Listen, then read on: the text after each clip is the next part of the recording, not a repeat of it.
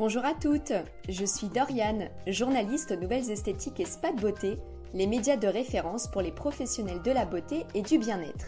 Vous écoutez Objectif Réussite, le podcast 100% terrain, pensé pour celles qui veulent faire évoluer leur institut avec clarté, ambition et sérénité. Dans chaque épisode, j'accueille un expert du secteur pour creuser ensemble une problématique concrète que vous rencontrez au quotidien en cabine. Qu'il s'agisse de fidélisation, de vente, de positionnement ou de carte de soins, ici pas de théorie floue. Vous repartez avec des clés pratiques et des idées actionnables à appliquer dès demain dans votre institut. Prête à faire passer votre activité au niveau supérieur ? Alors c'est parti pour l'épisode du jour. Aujourd'hui, nous allons parler d'un levier à fort potentiel, souvent sous-estimé, les animations commerciales en institut. Journées portes ouvertes, soirées thématiques, ateliers ou partenariats locaux. Lorsqu'elles sont bien pensées, ces animations peuvent générer du chiffre d'affaires, renforcer la fidélité client et faire rayonner votre savoir-faire. Mais pour être efficaces, elles doivent être bien ciblées, bien préparées et intégrées dans une stratégie globale. Pour en parler, j'ai le plaisir d'accueillir Stéphanie Moreau-Gers, fondatrice du spa et du cabinet de conseil 6e Sens, qui accompagne les professionnels du bien-être dans leur développement commercial. Elle partage avec nous des conseils concrets pour créer des animations qui ont un vrai impact. Bonjour Stéphanie. Bonjour Doriane. Est-ce que vous pouvez expliquer dans un premier temps pourquoi c'est un sujet qui est concernant pour une esthéticienne ? Alors, les animations sont de vrais leviers pour optimiser le chiffre d'affaires d'un institut de beauté. En fait, les animations, elles vont pouvoir attirer de nouveaux prospects, elles vont pouvoir fidéliser les clients, mettre en avant un soin, une technique spécifique, une gamme de produits, une marque. Elles vont pouvoir aussi permettre de communiquer, se faire connaître, de renforcer donc son image de marque, de se positionner comme un institut moderne, actif. Elles vont aussi permettre de faire connaître des nouveaux produits, des nouveaux soins, pourquoi pas de déstocker. Oui. Et donc, on va, avec les animations, développer le chiffre d'affaires tout en dynamisant et motivant l'équipe. Et qu'est-ce qui vous a amené à creuser justement cette problématique, ce sujet-là spécifiquement ? Alors, c'est vrai qu'aujourd'hui, les clients, ils sont ultra sollicités par des emailing, des réseaux sociaux, les CRM des marques.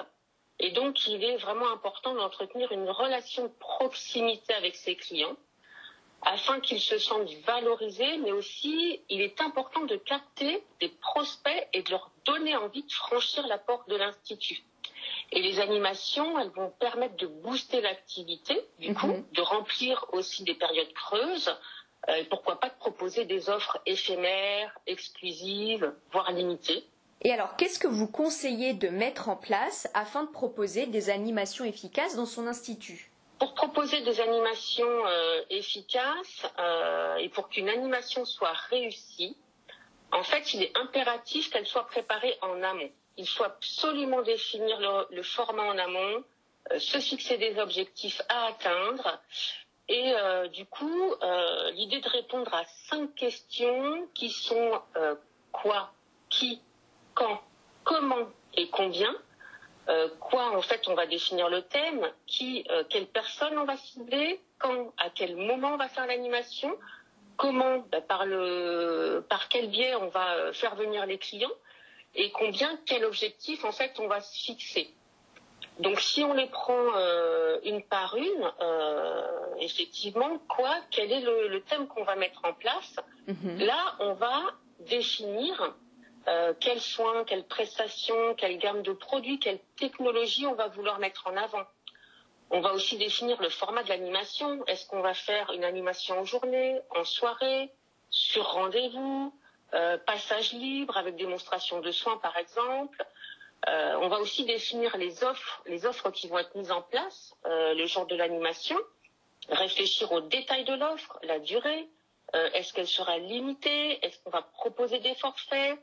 Ce qui est certain, c'est qu'il est important que les offres soient simples, qu'elles soient fluides et qu'elles soient facilement explicables et donc pas trop longues. D'accord. Donc on pourra aussi peut-être, je rajoute de rien, on pourra peut-être aussi imaginer des cadeaux, enfin quel cadeau on va offrir ce jour-là aux clients.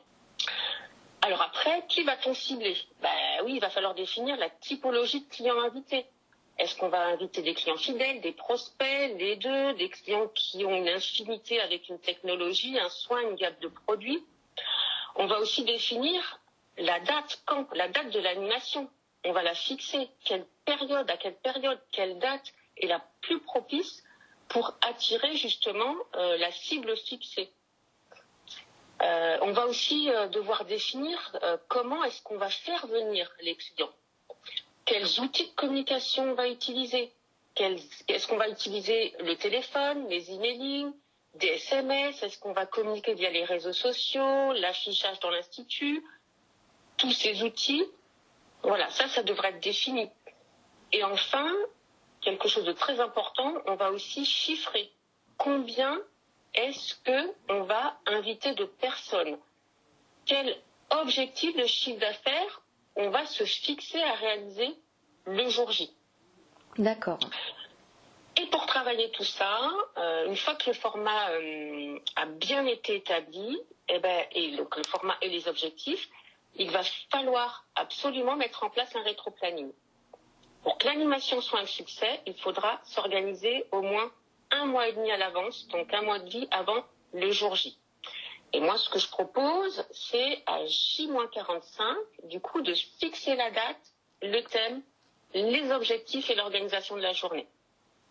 À J-30, on va lancer les invitations, donc envoyer des SMS, emailing, communiquer sur les réseaux sociaux.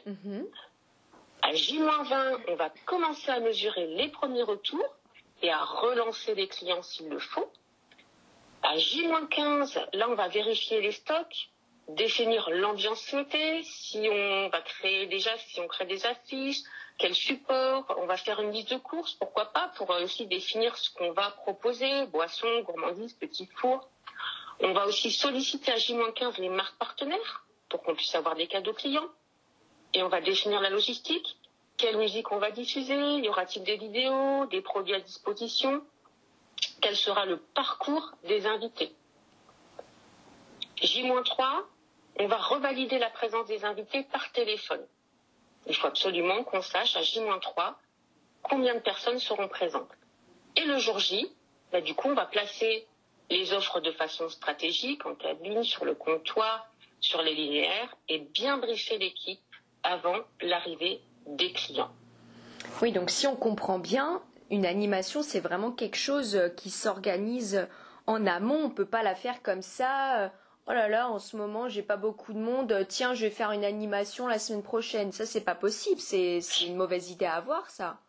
C'est une très mauvaise idée parce qu'en fait, effectivement, si on ne met pas en place un rétro-planning, l'animation est forcément vouée à l'échec. Une animation réussie, ça demande une communication anticipée. Les clients et les prospects doivent être prévenus en amont et on doit absolument connaître on va dire à J-3, le nom exact de clients ou le nom quasi exact de clients qui seront présents à l'animation. Donc c'est effectivement absolument une mauvaise idée de ne pas y réfléchir en amont et de ne pas faire de rétro-planning. Et mis à part ça, est-ce qu'il y a d'autres choses à éviter lorsqu'on parle d'animation en institut? Alors justement, comme on disait là à l'instant, c'est de penser qu'on va lancer une animation sans la préparer, sans avoir défini le format, sans avoir fixé d'objectifs. Effectivement, les offres, elles doivent être facilement explicables, impactantes, comme je l'ai dit, et on doit donner envie aux clients de se déplacer. Le format, il doit être attractif, il doit être original, il doit être différenciant par rapport à ce qui est mis en place habituellement dans l'institut. Donc, il faut vraiment que ce soit quelque chose de bien préparé. Ensuite, il ne faut pas penser que lorsque l'on met en place une animation, les clients viendront forcément nombreux.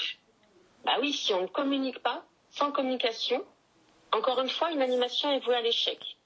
Il faut contacter les invités par téléphone, comme je disais, utiliser SMS, emailing, réseaux sociaux. Il faut absolument mettre en place ce fameux rétro-planning et le respecter. Il faut aussi, si on veut, on peut proposer aux clients invités de venir accompagner. Pourquoi pas? Et il faut vraiment avoir, encore une fois, une liste définitive des clients inscrits à l'animation. Si possible, J-3 avant l'animation. Alors, un petit tips, l'idée, si on se fixe effectivement un nombre de clients, il va falloir essayer de contacter 3 fois, 4 fois le nombre de clients listés pour avoir, on va dire, un nombre de clients final fixé. Donc, il faut vraiment contacter beaucoup plus de clients. Il y a une autre chose aussi qu'il faut éviter à faire, c'est tout simplement de ne pas se fixer d'objectifs et de ne pas mesurer le retour de l'animation. Forcément, parce que mesurer les résultats en nombre de clients, en termes de chiffre d'affaires, mesurer la satisfaction aussi client, ça va permettre d'évaluer le succès de cette animation et de pouvoir optimiser pour les prochaines. Donc, il faut absolument se fixer un objectif concret. Il faut pourquoi pas proposer des offres exclusives uniquement valables le jour J. Et puis, il faut oser vendre le jour J. Il ne faut pas hésiter, c'est le jour où il faut proposer et vendre. Voilà, on peut aussi, du coup, insister sur le caractère exceptionnel, peut-être éphémère de l'animation. Et du coup, et penser aussi à ce que ce soit une expérience originale, personnalisée, pour un aperçu, on va dire, de ce qu'il faut faire et ne pas faire. Merci Stéphanie. Alors vous l'aurez compris, une animation qui est bien conçue, c'est un véritable outil de communication, de vente et de fidélisation. Si certaines esthéticiennes sont intéressées par votre démarche et veulent en savoir plus, comment elles peuvent vous contacter ? Alors, elles peuvent me contacter soit sur mon profil LinkedIn ou alors, c'est vrai que j'accompagne déjà des esthéticiennes, des spas et même d'autres professions dans ce domaine qui est l'animation et le développement des ventes. Donc, vous pouvez aussi me contacter via une adresse mail qui est 6iemsens.consulting@gmail.com. Donc 6e sens tout en lettres, .consulting@gmail.com. Merci Stéphanie. Merci beaucoup Lauriane. Si ce format vous plaît, pensez à vous abonner et à découvrir nos autres épisodes d'Objectif Réussite. Des astuces, des méthodes, des outils, toujours pensés pour vous, esthéticiennes et pros du bien-être. À très vite dans un prochain épisode.